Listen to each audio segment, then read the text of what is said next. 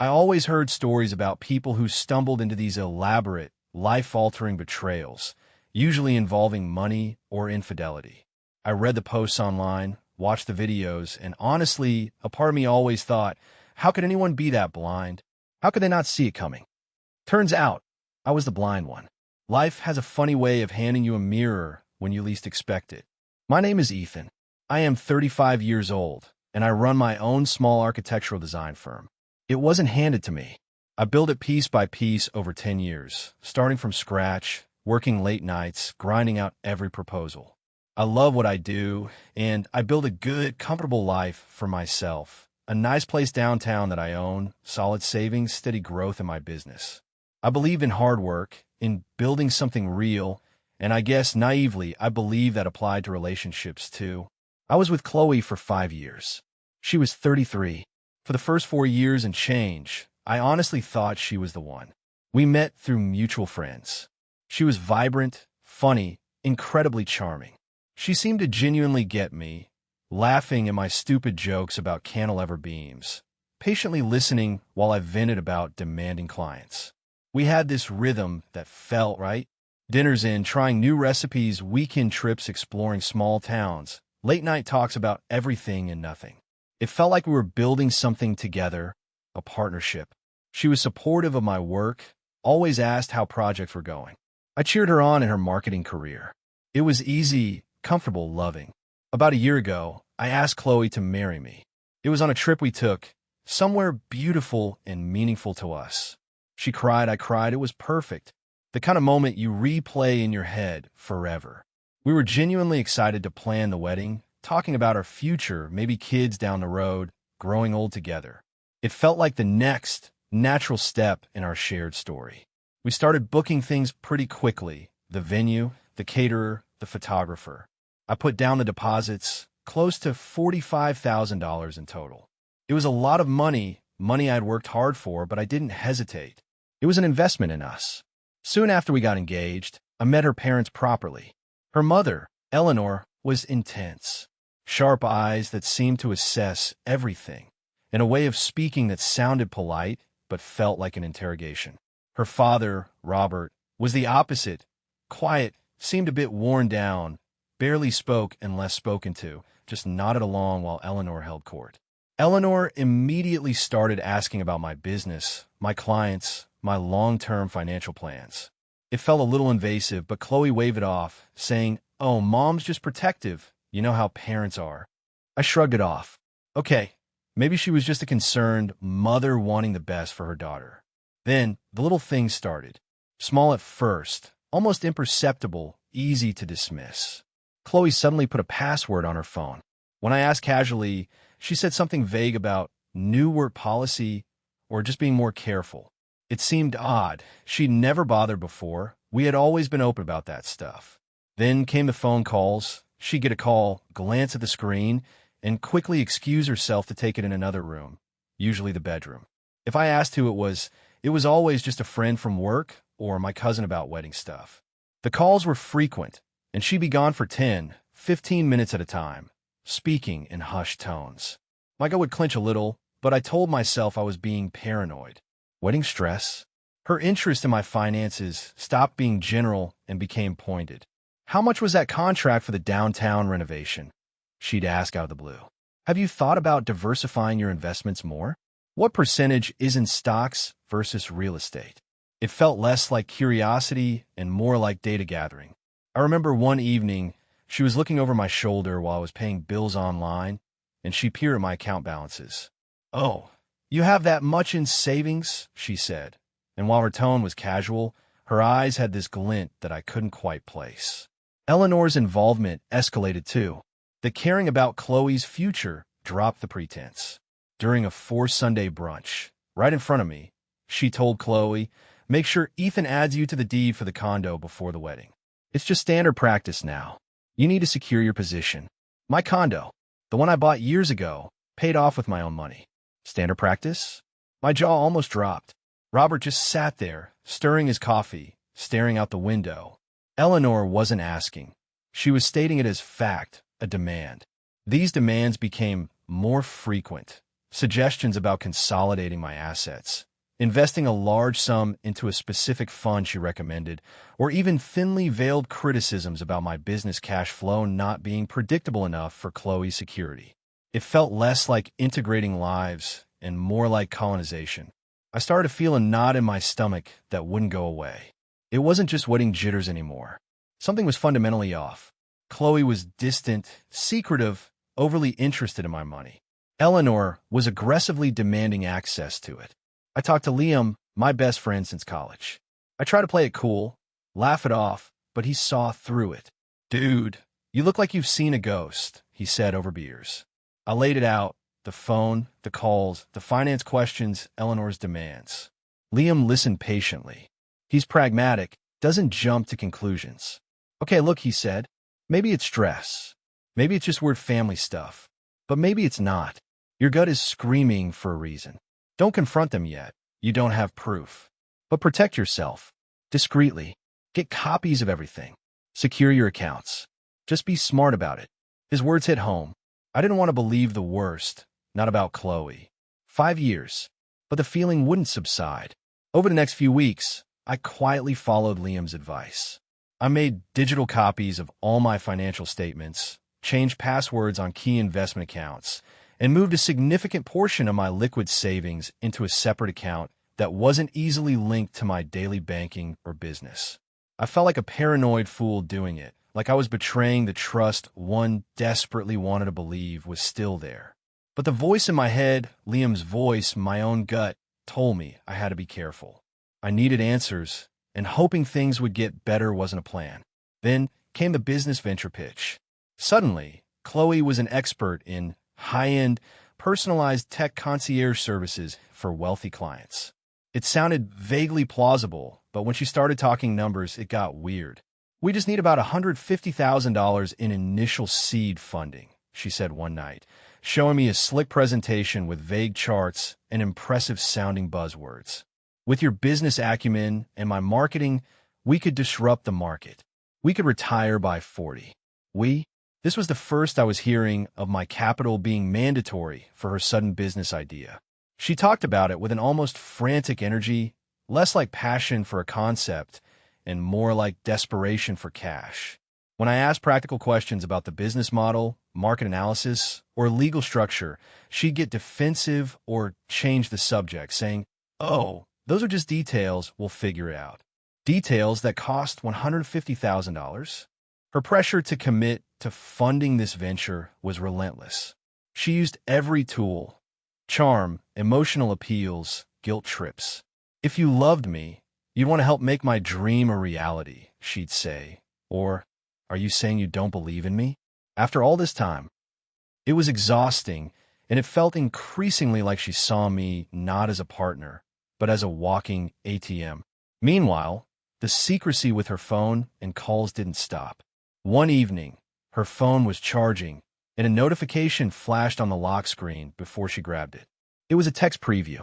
I only caught a few words and a name. "Needs to transfer by Tuesday. Marcus." Transfer? Tuesday? Marcus? My blood ran cold. I didn't recognize the name or the context, but it felt significant, urgent, and tied to the desperation I sensed. Following her wasn't a spur-of-the-moment decision born of blind jealousy. It was a calculated risk taken because of specific, worrying information I had gathered. The vagueness of the business plan, the unrealistic funding demand, the hidden debt hint from my research, the specific text message about a transfer to Marcus. I needed to connect the dots. Chloe announced she had a crucial networking dinner with a potential key partner for her venture. She was overly dressed, wearing more makeup and perfume than usual, acting a mix of nervous and overly confident. She wouldn't tell me exactly who or where, just downtown. I told Liam what I was doing, just in case.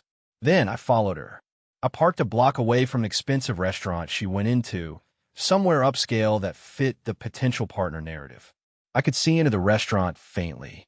She was at a corner table, partially obscured, but I could see her with a man. He was well-dressed, dark hair, Marcus, I assumed. I watched them for a long time. It wasn't a standard business dinner.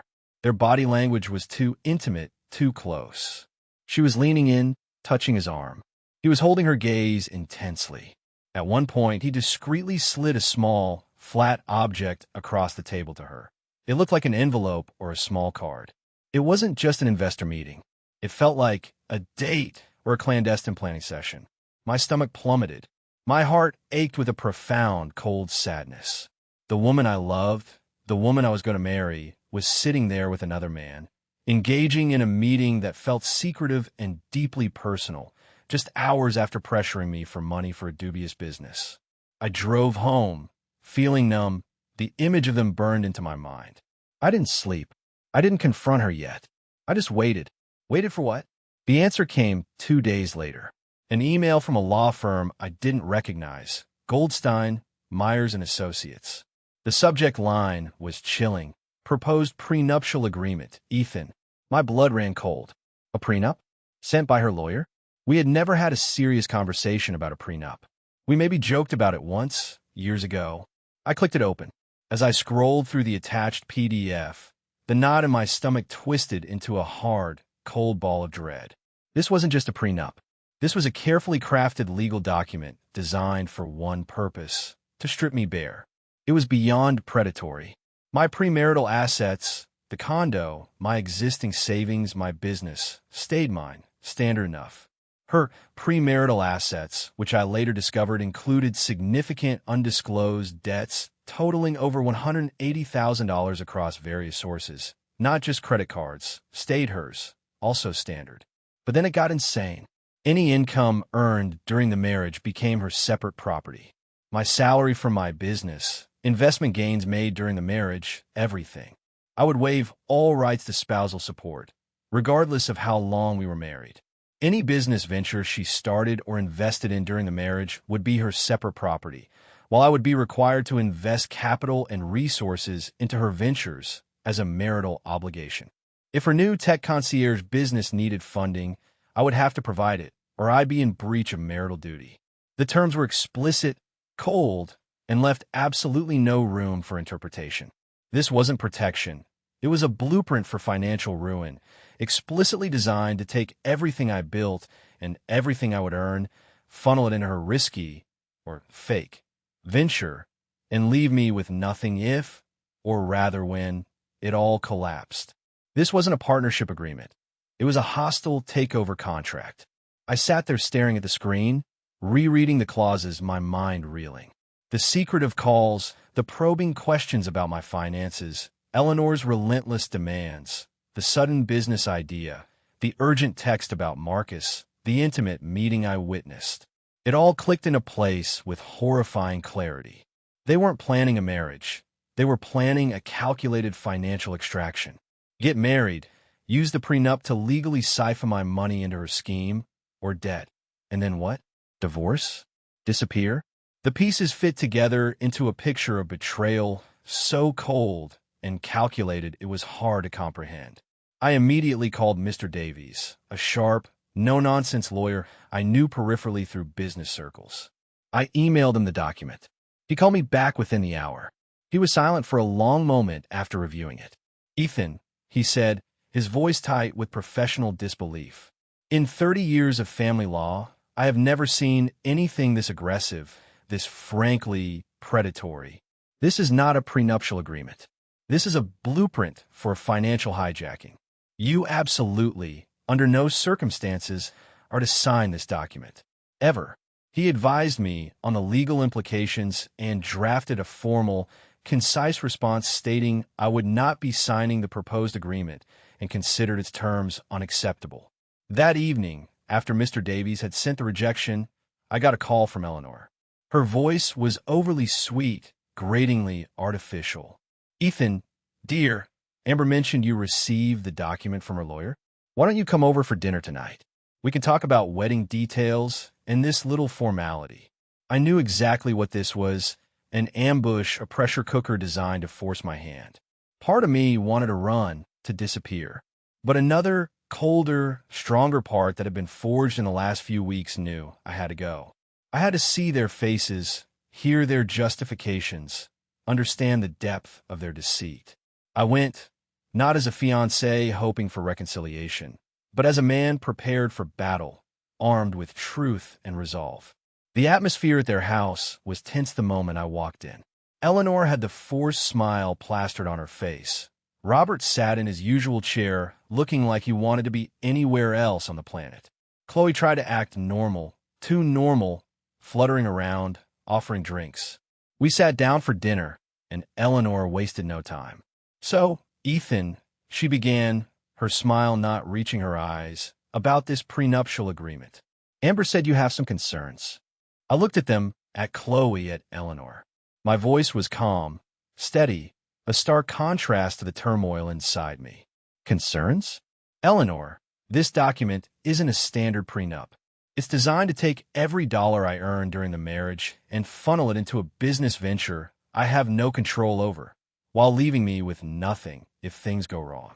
It waives all my rights to marital assets and support." "How is that standard?" Eleanor's smile tightened, but she held her ground. "It's protection, Ethan. For Chloe, a woman needs security in a marriage, especially with children down the line. Her career might take a back seat." "Protection?" I repeated, the calm beginning to fray at the edges. "This isn't protection. It's a financial hostage situation. It requires me to gamble my entire financial future on a business I know nothing about, under terms that exclusively benefit Chloe and expose me to unlimited risk." Chloe finally spoke up, attempting the innocent, confused act. "But Ethan, it's just a piece of paper. If we love each other, it won't even matter. Why are you making such a big deal out of this? Unless..." Her voice turned cold, manipulative. "Unless there's something you're planning that makes you afraid of this prenup?" Classic gaslighting. She was trying to flip it, make my entirely rational fear seem like proof of my bad intentions. That's when Eleanor's mask completely shattered. Her eyes went cold, hard as chips of ice. The syrupy sweetness vanished, replaced by pure, unadulterated contempt. She leaned forward, her voice dropping to a low, dangerous growl that cut through the air. "Let me be very clear, Ethan. My daughter deserves security. She deserves a man who understands his place, is to provide for her without question. If you do not sign that prenup, there will be no wedding. Period." She jabbed a finger towards me. "And don't think you'll see a single cent of the money you've already spent. That $45,000? Consider it the cost of wasting our time and insulting my daughter. You think you're special? You think my daughter couldn't find someone else who would appreciate what she brings to the table? Someone who would happily give her the security she deserves?" Her voice rose to a scream. "You think you're special? My daughter deserves this." Robert flinched visibly in his chair, mumbling something inaudible, looking down at his plate. In that moment, I saw not just a passive man, but a man who had clearly lived under Eleanor's financial and emotional thumb for decades, broken down, perhaps a victim of her schemes himself in the past. He looked up at me briefly, and his eyes held a flash of something. Regret? Warning? A silent acknowledgement of the truth? Don't let them do this to you, son," he whispered, so low I almost missed it, before quickly looking away again, defeated. Chloe stared at me, and the woman I thought I knew was gone. Her face was hard, devoid of warmth or love. "Honestly, Ethan," she said, her voice flat and cruel, "if you're going to be this difficult about money, it's probably for the best. You weren't quite what we needed anyway." The pain was sharp, physical, but it was quickly replaced by a cold, hard fury. 5 years. The partnership, the love, the future. It had all been a lie, a carefully constructed performance to facilitate this moment, this attempted extraction. I stood up, my chair scraping loudly on the floor. "I understand perfectly what you needed," I said, my voice shaking slightly, not from fear but from controlled rage. "You needed an investor, not a husband. You needed a mark, not a partner. This isn't protection, it's fraud. I will not sign this. And I expect every single dollar of the deposits I paid to be returned to me." I looked at Chloe, then at Eleanor. "This engagement is over. Don't contact me again." I turned and walked out of the house, leaving them sitting there in the stunned silence that followed Eleanor's outburst. I was halfway home when my phone vibrated. A text message from Chloe. No long explanation, No regret, no apology. Just 4 words. Wedding off. It's over. That was it. 5 years ended with a cold, unfeeling text message after they tried to strong-arm me into signing away my financial future. The initial pain quickly solidified into grim resolve. They thought they could steal $45,000 from me and walk away. They were wrong. The next morning, I was in Mr. Davies' office. I recounted the dinner, Eleanor's threats, the text message. Mr. Davies listened, his expression hardening. "Well," he said, leaning back in his chair, "they've made their intentions perfectly clear, and they've given us plenty to work with. We're filing suit immediately for the return of the deposits. Their attempt to keep the money after explicitly conditioning the wedding on that predatory prenup and then unilaterally canceling it when you refused is textbook bad faith. We filed a lawsuit. Serving the papers was a moment of quiet satisfaction. Their reaction was swift and predictable. Frantic calls to Mr. Davies and even to me, which I ignored per legal advice. Eleanor was furious, leaving voicemails filled with more threats and insults. Chloe tried to play the victim again, texting me sob stories about how I'd ruined her life, ignoring the fact that she and her mother had tried to ruin mine. They hired their own lawyer, a sharp-sounding woman, but Mr. Davies was confident. The real battle, and where the true extent of their deception was revealed, came during the legal discovery phase. Mr. Davies was relentless. Subpoenas for financial records, depositions. He started digging into Chloe's finances and this business venture. What he found was damning. Chloe wasn't just slightly in debt. She was drowning in it. Over $200,000 in hidden debt from various sources, including what looked like significant gambling losses and high-interest personal loans. The tech concierge business wasn't a legitimate startup. It was a shell company, barely registered, with no actual business activity, linked to several other dormant or dissolved entities. And Marcus? He wasn't just an investor. Bank records and communication logs obtained through legal means painted a clear picture. Marcus was a figure known for involvement in investment scams and possibly associated with loan sharks. Chloe had been transferring large sums of money to him. The business wasn't her dream. It was a desperate, likely fraudulent scheme orchestrated with Marcus to get a massive influx of cash from the marriage to cover her crippling debts and potentially pay off dangerous people, with Eleanor fully aware and pushing the plan. The timing of the prenup wasn't random. It coincided with urgent deadlines related to Chloe's debt or obligations to Marcus. It was a level of calculated, cold-blooded betrayal that was still hard to fully process. It wasn't just about the money. It was about the absolute lie the last 5 years had been. Every "I love you," every shared dream, every moment of apparent connection felt tainted, possibly just a performance to get to the point where they could execute this plan. During his deposition, Robert, bless his quiet heart, under oath and away from Eleanor's immediate glare, was clearly uncomfortable. He didn't explicitly betray his wife and daughter, but his evasiveness, nervous tics, and inability to recall certain financial discussions or answer simple questions about Chloe's spending or associates spoke volumes. He subtly confirmed Ethan's suspicions about Eleanor's long-standing control over family finances and hints at financial trouble predating Ethan. It was a small thing, but it felt like a quiet act of conscience, a confirmation that he was aware of the rot, but powerless to stop it. Towards the end of the discovery phase, a former friend of Chloe's, Sarah, reached out to Mr. Davies. She'd heard about the lawsuit and felt guilty.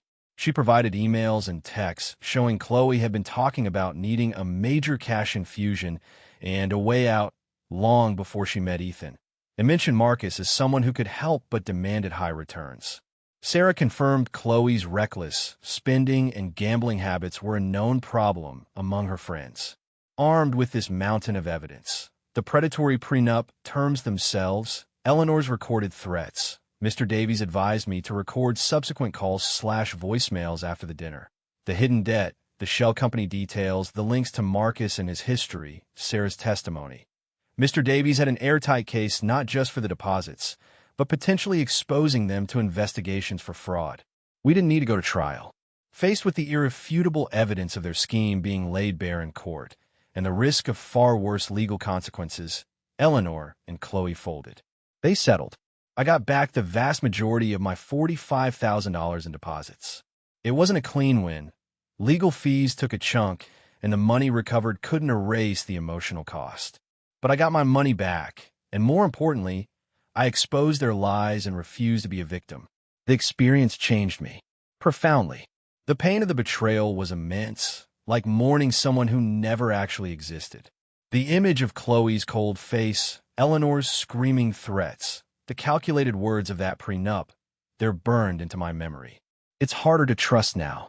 The easy optimism about relationships is gone, replaced by a cautious skepticism. I see red flags everywhere, analyze intentions, perhaps too much. I heard whispers through mutual acquaintances that Chloe and Eleanor faced some consequences. Marcus reportedly disappeared, leaving Chloe to deal with some fallout from the debt he was involved with, and there were rumors of family strain and damaged reputations. I don't know the details, and honestly, I don't care to.